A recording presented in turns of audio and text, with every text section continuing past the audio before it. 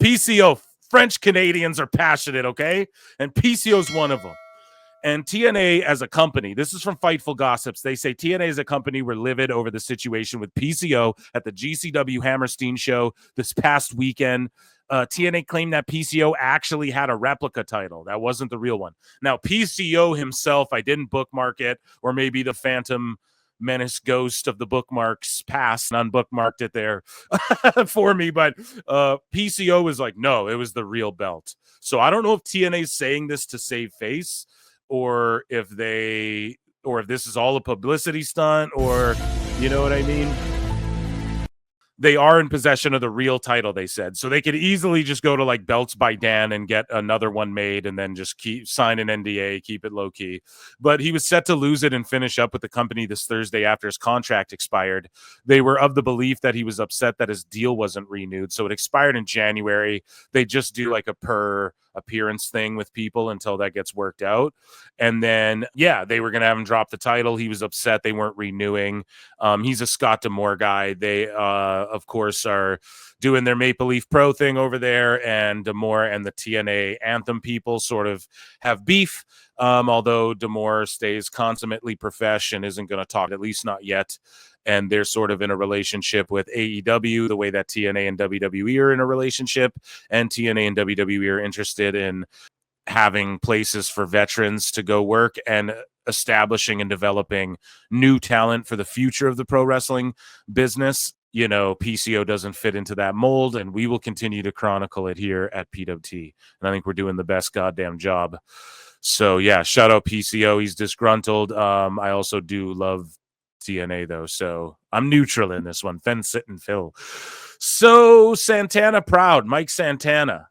True story. When I got my release, someone told me to, quote, say goodbye to wrestling in packed arenas. You what? Listen to what someone told him. Someone told Mike Santana when he got his release from AEW. Someone told him to say goodbye to wrestling in packed arenas. I legit laughed it off and said, watch me. Joke's on you, pappy. Bow, bung, bung. That's what's up, man. And I'm telling you guys, Santana's him, man. That pay-per-view performance, that I Quit match really just solidified it. He's that dude when he needs to be that dude. So Jim Cornette talks about his... I don't know because I didn't watch this. I want to watch this with you guys, but he's talking about Queen of the Ring. I'm assuming his role in it, or is he breaking down some historical analysis, or is he just, I don't know. I have no idea. He looks so happy, and they got him to leave his house to do this somehow. And look, he's with the dude from Cobra Kai. The cast is phenomenal. Here's him doing a quick promo. I don't know where this is from. Don't strike me, YouTube gods, or whatever company this is from. Shout you guys out when I see the name. I'll holler it. But yeah, the Queen of the Ring. I am currently I added to my list the Queen of Villains, I believe it's called, which is the one about, I hope I don't botch the name, Matt's like Bull Nakano's tag partner. You know what I'm saying? I'm going to have to name up, but I'm going to watch that because they have the English dub. That's on my list here. And so this movie, I don't know. Hopefully it gets like a large theatrical release, but we got to go support wrestling movies. And there's a reason a lot of these companies are doing movies about this stuff and shows about this stuff, is because wrestling's hot again, whether people like to admit that or not. Anyways, let's check out what Jim Cornette has to say about his role in the film and the film overall, I'm assuming. I'm Jim Cornette, and for over 40 years, I've been involved in professional wrestling. And now, by virtue of typecasting in the movie, I'm going to be playing an NWA commissioner. I get to turn people down for bookings, and I've been doing that all my life. I get to turn people down for bookings. Been doing that all my life. Mildred Burke was the first nationally recognized women's wrestling champion. She literally built an industry where none existed. Of course, obviously, she had a checkered relationship. Yeah, a film about Mildred Burke. Camille's in it. I think Trinity's in it, like Naomi Fatu, I want to say. A bunch of people. We could pull up the cast here. I will here in a second. Relationship. Her husband and manager, Billy Wolf, which is the root of the story of this movie, but it's also an inside look at the early days of women's wrestling and the fascinating females that were able to bring this genre to life. When Billy Wolf introduced Mildred Burke to the inner workings of pro wrestling, he realized also that she had to have female opponents that... she couldn't wrestle men exclusively, especially on real professional wrestling events. Whether it was Mae Young, who, my God, was one of the toughest women that ever walked the face of the earth, whether it was Gladys Killam Gillum, the girl with the cauliflower head, no matter where she got the girl with the cauliflower head, that's a circus attraction. Thrown down, she always landed right on the back of her head. And Elvira Snodgrass, the Kentucky hillbilly. The fact Jim can just say all this off the top of his head and just talk about these ladies, he could wake up from a nap and just talk about this wrestling history, right? And people wonder why he speaks so passionately about it and gets so furious when he feels people are taking the piss, you know? They were pioneering, they were inventing something that hadn't existed before because there hadn't been women's wrestling on any kind of mainstream basis. And so they literally had to make this up as they went along. They were the first generation that paved the way for all the ladies that have come since. And it's been now over 80 years. Everyone go see this. I want everyone to report back, and then we're going to do a spoiler-filled review. Here we go. Vince Russo. So this is from Kayfabe News, and this isn't real. This is Kayfabe News. It's a joke, but this popped me so hard.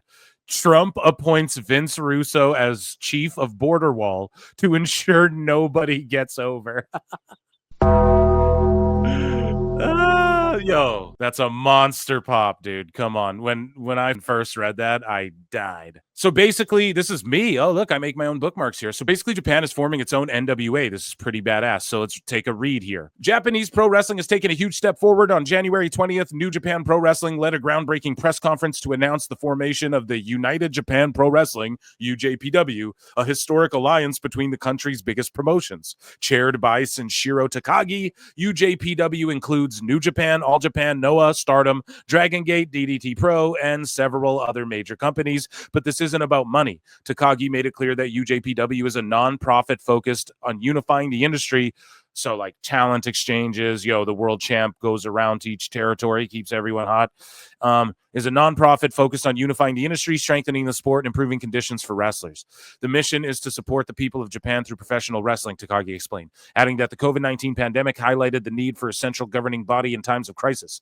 The alliance isn't just symbolic, bringing more fans into wrestling, expanding charity efforts, growing international interest, doubling the size of Japan's wrestling industry in the next 10 years. While UJPW won't run its own events, but there will be there'll be the IWGP World Champ and all that. There will be a UJPW champion, right? That'll hopefully not do business with AEW. Like, who do you think the UJPW champion's going to do business with? If they all have a say in it, more likely a WWE guy on like a Noah show or something, right? As opposed, or New Japan. I told you guys, I said it on my prediction show or whatever, my Christmas show where I made predictions. New Japan at some point in 2025 is going to say, look, we do work with AEW, but not just AEW. Like, we'll work with WWE too, and we'll see that crossover happen. I believe that. Anywho, could this alliance reshape the future of Japanese wrestling, or will the rivalries between promotions make it too difficult to maintain? Find out next time on The Super Friends. So Kurt Angle said being called Perk Angle hurts his feelings. So let's listen to what he has to say. This was CVV, Giga Chad Van Vliet. Now, I tweeted this out, and I wasn't trying to virtue signal or anything. I was just giving my perspective, right? I never really call him Perk Angle, like, ever. I don't think you could probably search my Twitter. I don't think I've ever referred to him that way. And it's just because I know too many people in my life who've OD'd or like struggled with pills and stuff like that, So, it's just not something I do, but I get why people do it because they mean it as a compliment. It's like in hip hop culture, it's like Papa Perk and everybody used to be saying that. But not only that, it's like a time where he was the most lit and aggressive in the ring. Like TNA Angle is the way to refer to him, I think. But TNA Angle was just goated. He was like God tier, wrestling on another level. So they mean it as a compliment. So I'm not sitting here like, yeah, you idiots. No, I'm just saying from my perspective, that's why I never did it. But other people, I totally get it, and they mean it as a compliment. You know what I mean? But for him, it kind of hurts him, because he struggled. That shit's terrible, man. Dealing with pills, that's like a terrible thing to go through. So, and people who know, okay? So for Kurt, he's never really liked it. It's kind of irked him a bit. He also got a little weirded out by the meme everyone was doing And we were like, oh, come on now, Kurt. That's not very fair. Just own the fact you're a meme that's gone mainstream, you know? And then he owned it after. But this one, I get it. You know, I get how this could hit a little deeper. Let's see what he has to say to Giga Chad Van Vliet here. You show that you got your together. Yeah. People start to forget it. Yeah. You know, the only time they remember is when they say, hey, remember Perk Angle? So, you know, that's one of the things that, you know, I still have to deal with. But I understand that, you know, for the fans, it's more of a term of endearment. You know, how great was Perk Angle? He was awesome. Yeah. You know, so I know they're not saying it to try to hurt my feelings. I mean, even though But does it hurt your feelings? Yeah. But I know they because he's, you know, not that he wants to like bury it, but just to be referred to as that. He's a goddamn gold medalist. You know, like, for that to be, you know, I get it. It's a joke. It's a meme. But yeah, I totally see it from his perspective. But even he understands it. Don't mean it. Yeah. And for that, like no one means it as offensively, and maybe some people do, but yeah, he was just on another level. You guys know that.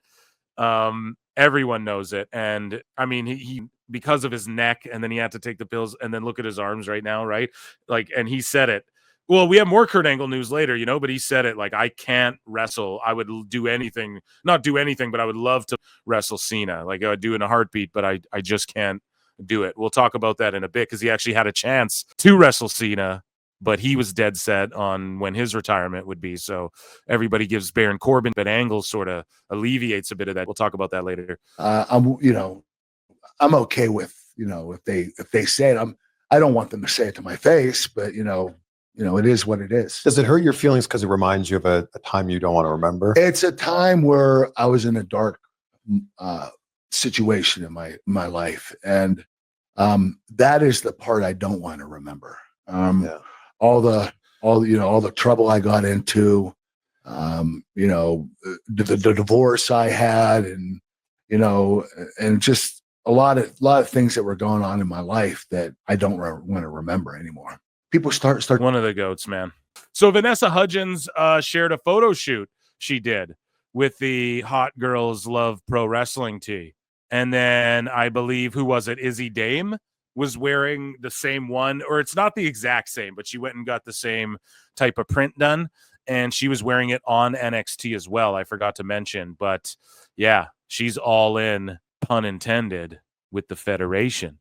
Tom Pestock, the former Baron Corbin, has trademarked the name Bishop Dyers for entertainment use. So chat, do you guys like the name Bishop Dyers for Baron Corbin, or is that kind of dumb? You guys let me know. And that, ladies and gentlemen, was miscellaneous news. Before we get into AEW news, round of applause for miscellaneous news. Here we go. Let me check in with chat.